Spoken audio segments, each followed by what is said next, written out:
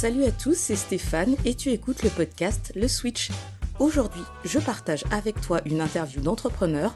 Comme tu le sais, ou peut-être pas encore, ce podcast est dédié aux entrepreneurs, mais plus que cela, il met en lumière ce qui m'enthousiasme le plus, à savoir leurs histoires. Au fil de nos épisodes, nous explorons des vies, des parcours et rencontrons des individus qui bousculent le statu quo, car derrière chaque entreprise, il y a un entrepreneur et avec lui, une histoire fascinante que je m'apprête à partager avec toi. J'espère que tu prendras autant de plaisir à écouter cet épisode que j'en ai eu à le faire. Bonne écoute à toi. Bonjour et bienvenue dans ce nouvel épisode du Switch. Donc aujourd'hui, je suis ravie de vous accueillir dans nos locaux. On tente un nouveau format dans lequel on se voit faire l'interview en live avec nos invités. La plupart du temps, c'est un peu compliqué à faire parce que justement, on est à distance. Mais cette fois, c'est différent puisque notre invité, Louis, est là avec nous. La deuxième raison pour laquelle je voulais justement avoir l'occasion d'interroger Louis et de l'interviewer ici, c'est que Louis a monté sa boîte à 18 ans. Et c'est pas anodin, ça nous interpelle sur le moment où le switch arrive. Comment est-ce que ça se passe quand on est jeune et en études? Moi, ce que je propose de faire de suite, c'est de lui demander directement. Bonjour Louis. Bonjour. Comment vas-tu? Écoute, super, ça fait plaisir de participer à ce Switch et merci pour ton invitation. Merci à toi d'avoir accepté de partager avec nous aujourd'hui. Est-ce que tu peux te présenter, nous dire ce que tu fais, qui tu es? Ouais, avec grand plaisir. Du coup, je m'appelle Louis Canville. Moi, je suis encore étudiant à Sciences Po, à Aix-en-Provence, et je suis originaire de la région de Montpellier. Donc, plus particulièrement pour ceux qui s'y connaissent un peu dans le sud de la France et en géographie, à Villeneuve-les-Maguelones, donc à 5 minutes de Montpellier et au bord de la mer surtout. Par contre, je t'ai déjà posé la question, mais tu le dis super vite. Et pour ceux qui ne connaissent pas le nom de ta ville, est-ce que tu peux juste redire ça de façon un peu audible? Villeneuve-les-Maguelones. Ok. La ville nouvelle, les en occitan ça veut dire près, et Maguelone, donc qui est la presqu'île au milieu des étangs. Donc c'est la ville nouvelle proche de Maguelone en fait. C'est ça, j'ai l'impression que tu parlais une autre langue c'était c'est pas si loin. Ouais, c'est ça. Ok, alors tu es étudiant à Sciences Po, tu es également entrepreneur. Ouais. C'est aussi intéressant de voir comment est-ce que tu arrives à gérer tout ça. Exactement. Ouais, en fait c'est pas si compliqué que ça parce que c'est une activité qui est saisonnière. Donc je travaille essentiellement l'été. La saison commence aux alentours du 15 juin, enfin même début juin pour certains, et pourrait se terminer fin septembre, sauf que moi j'ai les cours, donc je les courte et ça se termine fin août en fait. Donc j'ai 3 mois de saison et c'est 3 mois où je suis en vacances en fait, vacances scolaires. Donc il est assez facile de pouvoir travailler et après sur le reste de l'année j'organise et je planifie en fait, je prépare cette saison-là, mais ça se fait, ça s'étale sur 8 mois donc je suis assez large quoi, 8-10 mois même. D'accord, donc tu as 8 mois pour organiser. C'est ça, et 3 mois en fait de concret de travail physique parce que pour expliquer simplement ce que je fais, je propose des visites guidées. Donc à la base je suis guide touristique du coup de ma région, donc de Villeneuve-les-Maguelones et Palavas-les-Flots, qui sont donc 2 villages collés, sur une petite barque de pêche traditionnelle qui s'appelle un barquet en fait, et d'où le nom de l'entreprise Le Barquet. Et j'amène des gens donc faire des visites guidées de 1 heure en journée. Et le soir, je propose une formule de 1h30 où donc on embarque entre 2 et 4 personnes pour faire des dégustations donc de produits locaux, donc vin blanc, huîtres, poissons fumés, tout dans un circuit local et vraiment le but est de faire travailler l'ensemble des acteurs. Et on découvre du coup Palavas qui est une ville construite sur une lagune, donc il y a pas mal de canaux et tout ça. Et on amène les gens et on se pose au coucher du soleil entre les flamants roses, on observe la géographie quoi. La partie guide touristique, tu dis que tu es guide touristique, donc est-ce que c'est un examen que tu as passé, c'est une qualification? Je risque de me faire taper par la profession des guides touristiques parce qu'il existe sans doute, et même j'en suis convaincu, des certifications.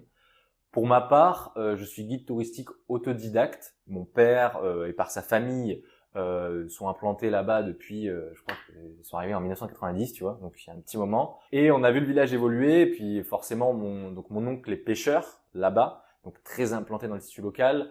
On connaît très bien l'ensemble de l'équipe municipale qui a évolué à Palavas. Puis c'est un petit village, donc le principe du village, c'est bête à dire, mais c'est des racines, tout le monde se connaît au moins de vue. Par mon oncle qui est pêcheur, j'ai infiltré ce milieu-là et du coup je connais les techniques de pêche, les saisons, les difficultés du milieu. Et c'est aussi ça qui m'a poussé à développer mon entreprise, c'est vraiment promouvoir et faire une forme de, j'aime pas le mot pédagogie parce qu'il y a un côté un peu moralisateur et c'est pas du tout le cas, mais c'est juste rendre accessible ces milieux-là qui sont vus par tous, mais inconnus. La raison pour laquelle le podcast s'appelle le Switch, c'est que je suis partie de ce constat où on a cette tendance à penser que les entrepreneurs, il y a un moment donné où il y a une sorte de bascule où tu passes du côté obscur de la profession, tu vois, ou de ton activité professionnelle, qu'il y a un choix qui se fait parce que paf, t'as eu quelque chose, une sorte de révélation. Et donc du coup, c'est ce que j'appelle le switch. Donc est-ce que t'as eu un switch? Est-ce que t'as eu un moment où t'as eu un déclic où tu t'es dit en fait, moi je veux faire ça? On le matérialise comme un switch, mais quand il vient, on ne sait pas que c'est un switch. C'est quelque chose qui nous paraît assez évident. Ça se présente à nous sans même se présenter. C'est assez bizarre, mais quand on regarde derrière, rétrospectivement, on se rend compte que oui, il y a eu quelque chose, un switch. Et pour ma part, moi, ça a été que j'ai toujours utilisé ces petites barques, donc ces barquets. Et en fait, j'aimais pêcher à la canne, tout simplement, à la canne à pêche. Et donc, j'utilisais ces barques pour aller sur ces zones d'eau.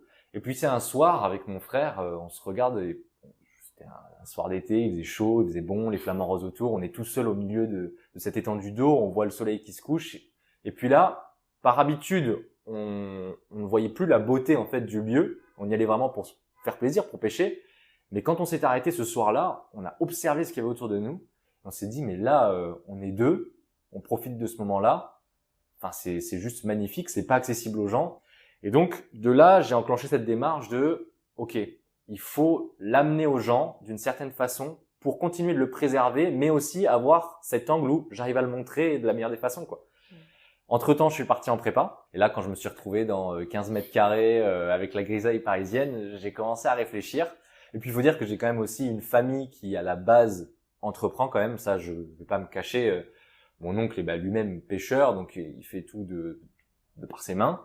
Mon père a lui aussi eu son entreprise plus jeune. Donc j'ai baigné un petit peu dans cette mentalité aussi où si t'es pas salarié, t'inquiète pas, tu pourras te débrouiller en tant qu'entrepreneur, quoi.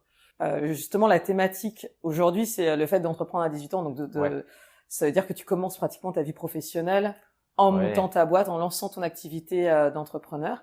Tu as soulevé un point qui est le fait que tu baignais entre guillemets déjà dedans. Est-ce que tu penses que, en gros, si le fait d'avoir été exposé à l'entrepreneuriat initialement, te l'a mis sur la map parce que tu étais en prépa, tu pars sur Sciences Po, on est sur aussi une autre proposition en termes de carrière, ou peut-être que les deux peuvent matcher, hein, j'ai aucun problème à l'imaginer. Mais par contre, ce que je veux dire, c'est que est-ce que tu penses que si tu n'avais pas été exposé à l'entrepreneuriat avant comme étant une option, parce que c'est un petit peu comme ça que tu le présentais tout à l'heure, est-ce que tu penses que ça aurait pu impacter sur le fait que tu te lances ou pas? Oui, cette prédisposition-là m'a fait prendre conscience que l'entrepreneuriat est plus qu'une option même.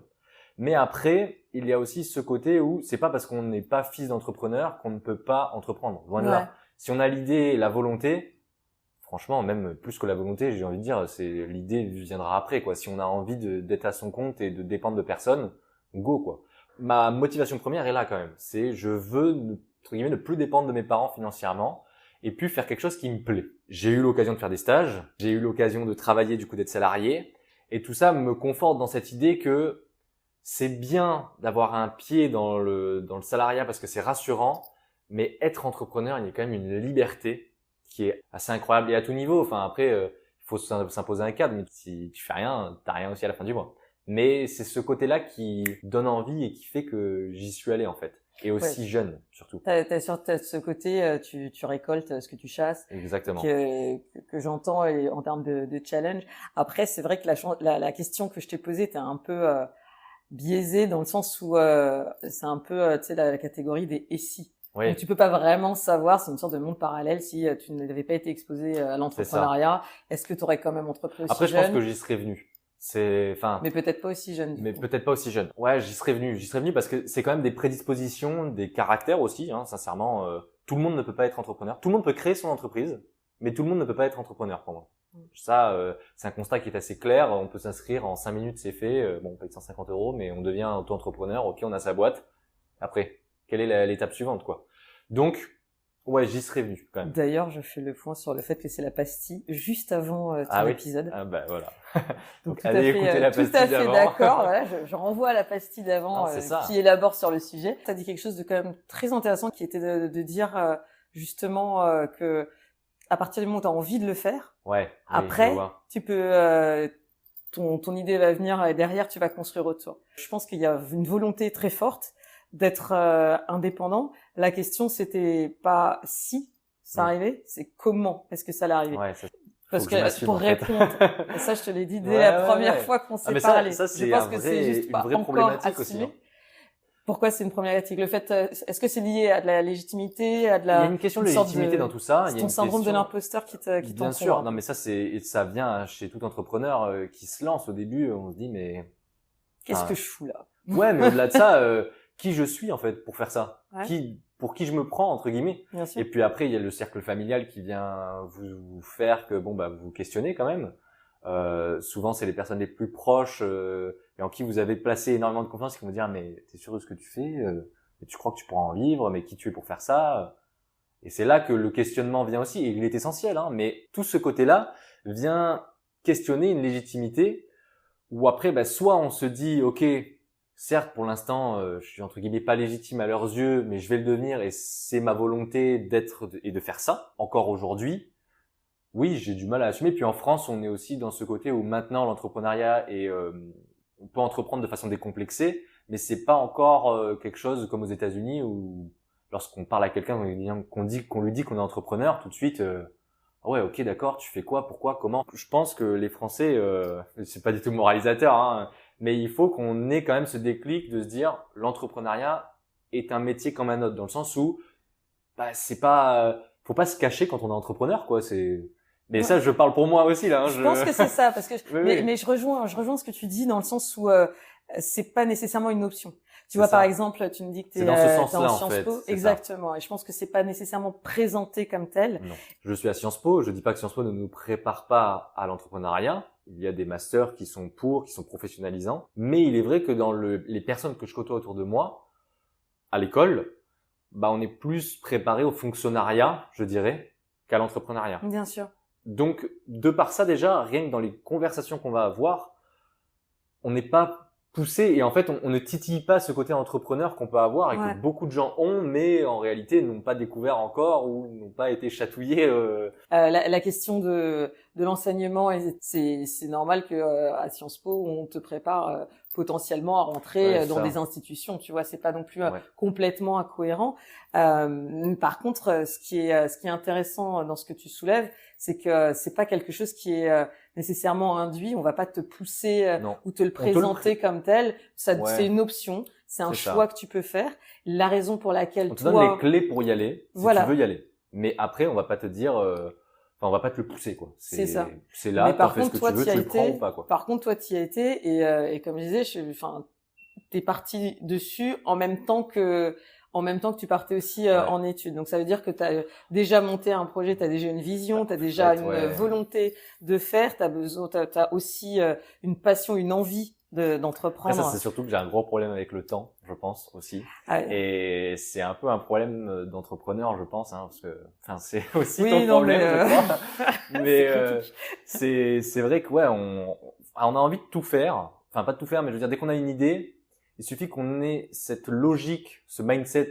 Et c'est vrai qu'en fait, un entrepreneur, c'est aussi un entrepreneur d'idées, je pense. On vient à détourner les problèmes, à les aborder d'une certaine façon qui font que ça n'en devient plus un au final.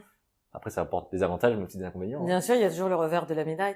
C'est dans ce sens-là, quoi. Après, je pense aussi quelque chose qui est intéressant dans la réflexion. Donc, en effet, on adresse plutôt la question du comment. Et un autre point que tu as soulevé plusieurs fois, c'est la question de la légitimité. Le fait que, du coup, tu disais aussi tout à l'heure, le fait que des fois, tu avais peut-être même une tendance à pas tout à fait assumer ou pas tout assumer. Ouais, mais même encore. Tu as eu aussi des challenges avec, que ce soit avec ta famille ou en termes de retour.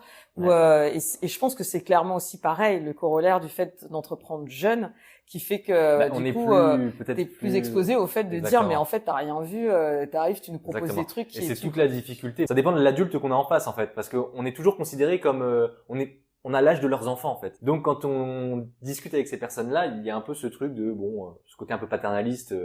T'as une bonne idée, c'est bien, mais bon. Tu te tapes sur le dos, Ouais, allez, voilà, c'est bien. allez, t'inquiète, on se revoit dans 5 ans quand t'auras pris un peu plus de poids. Je dis pas, moi j'ai eu très peu de fois cette expérience-là, mais on le ressent et naturellement on se met dans cette position-là aussi. On a ce côté. Est-ce que j'allais demander, est-ce que c'est pas toi qui arrive en te mettant, mais en présupposant moi, mais je pense que c'est l'âge qui fait ça aussi beaucoup. Bah, c'est que c'est aussi ça, ouais. c'est là qu'il faut s'affirmer et que ça apprend énormément de choses aussi d'entreprendre jeune. C'est qu'en gros, vulgairement, et je m'excuse de l'expression, mais je t'emmerde. Et ça te plaît Je pas. t'en prie, en plus, me regarde pas en disant ça, quoi. Je te regarde C'est dans genre, les je yeux. t'ai rien de, bah ouais, carrément. Non, mais je veux dire, il y a ce côté-là qu'on développe, en fait. Alors après, il faut le mesurer et ne pas dire je t'emmerde trop facilement parce qu'on peut se fermer rapidement des portes. Mais quand on a quelqu'un qui se présente comme ça face à nous, j'ai peut-être vu des choses que t'as pas vues, donc on va discuter, quoi. Ben, j'ai envie de dire, est-ce que cette insolence n'est pas nécessaire, en fait? Parce Presque. que, du coup, t'as pas d'autre choix Surtout à cet que âge-là, de en fait, passer au-dessus. Dans un sens, t'as un peu rien à perdre, tu vois, par là que c'est rapport une chance, à je d'autres. trouve, d'entreprendre quand on est en études. C'est qu'en réalité, les risques sont minimes. Bah, Demain, je t'en perds as mon pas. entreprise. Certes, je perds l'énergie que j'ai mis dedans, je perds un Ça marché, pique je perds. l'ego, C'est ça fait mal dans ce sens-là. Mais après, sincèrement, qu'est-ce qui m'arrive? C'est une expérience. Une expérience, voilà, c'est tout. C'est Xavier Niel qui disait ça, hein, qui disait que en étant étudiant, la période des études est la meilleure pour pouvoir se lancer. Parce qu'en réalité, c'est maintenant qu'on a du temps. Moi, je vois mes semaines. Alors certes, j'ai du boulot, mais comment on manage ce temps-là? Et on a vraiment du temps. Et on a 10 fois moins de choses à perdre que quand on commence à s'installer, à avoir un loyer qui tombe tous les mois, à avoir des charges, à devoir se nourrir, quoi. Mine de rien, cette génération-là aussi, je le vois au travers des personnes qui m'entourent, des copains, tout ça. On se rend compte que de par les médias, les réseaux, l'utilisation, on est cette génération qui est née avec Internet quand même.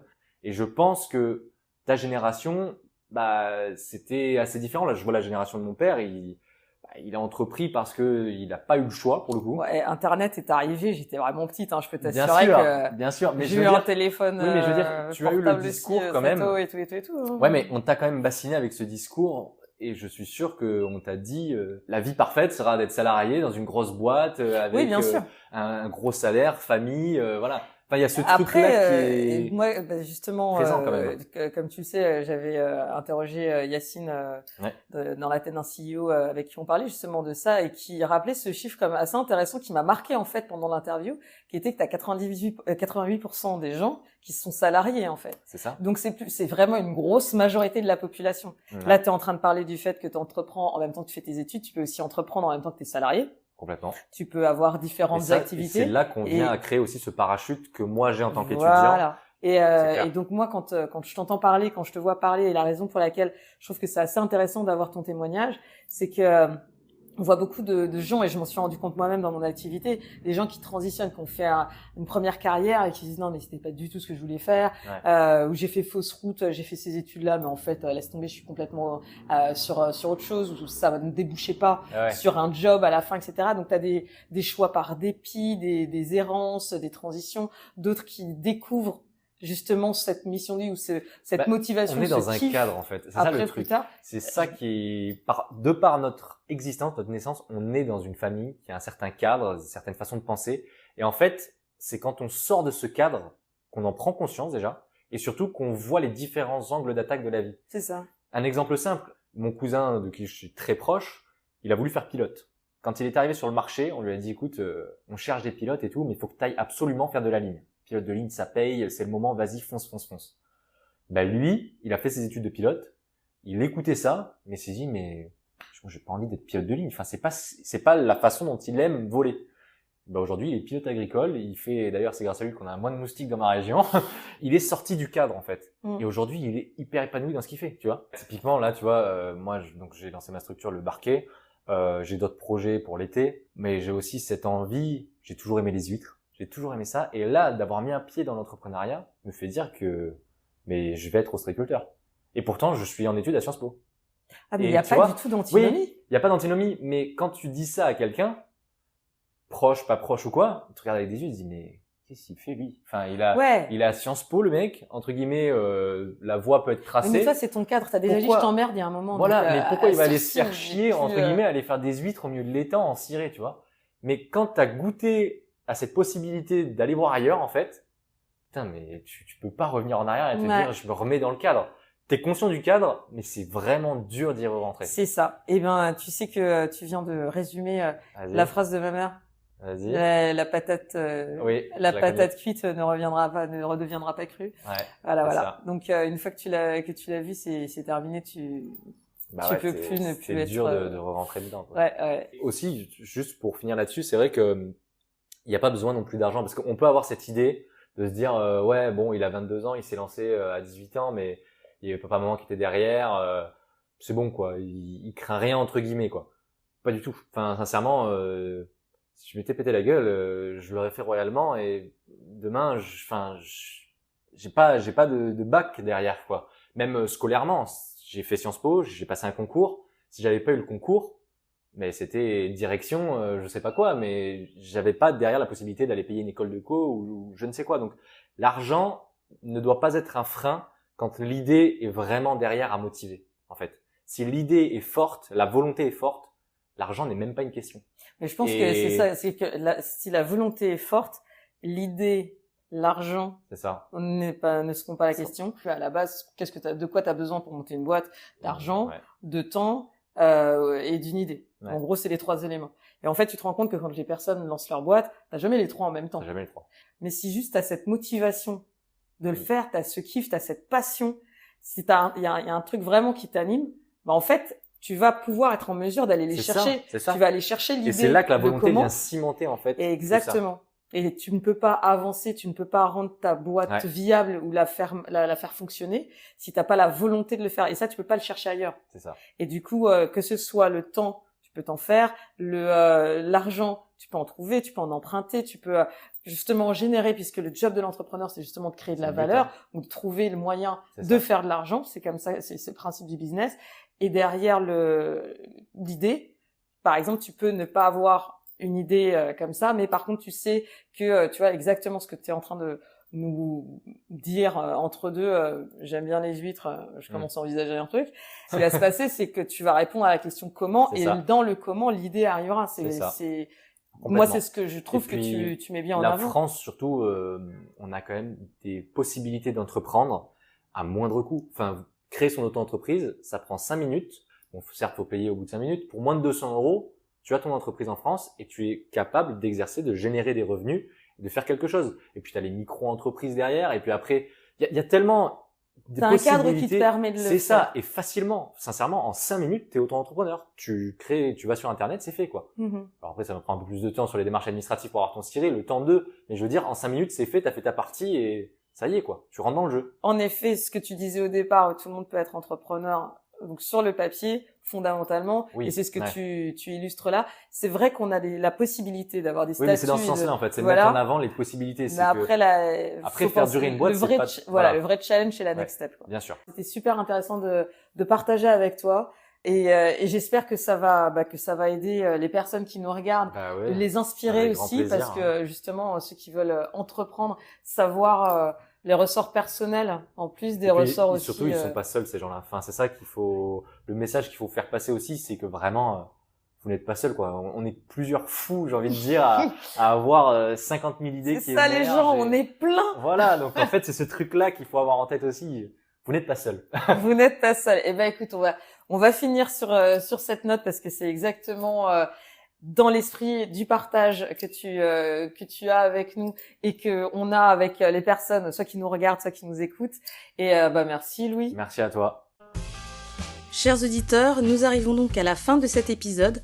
N'oublions jamais qu'au cœur de chaque entreprise, il y a un entrepreneur et avec lui une histoire unique à raconter. Merci d'avoir suivi cet épisode du podcast Le Switch, c'était Stéphane. Reste à l'écoute pour de nouvelles histoires passionnantes d'entrepreneurs et d'entrepreneuses qui écrivent leur propre destin. Si tu as aimé cet épisode, n'hésite pas à me le faire savoir en y mettant 5 étoiles sur ta plateforme ou en me laissant un commentaire sur mon compte Instagram Stéphane_Le Switch. Je répète, Stéphane_Le Switch. À dans un mois pour un nouvel épisode.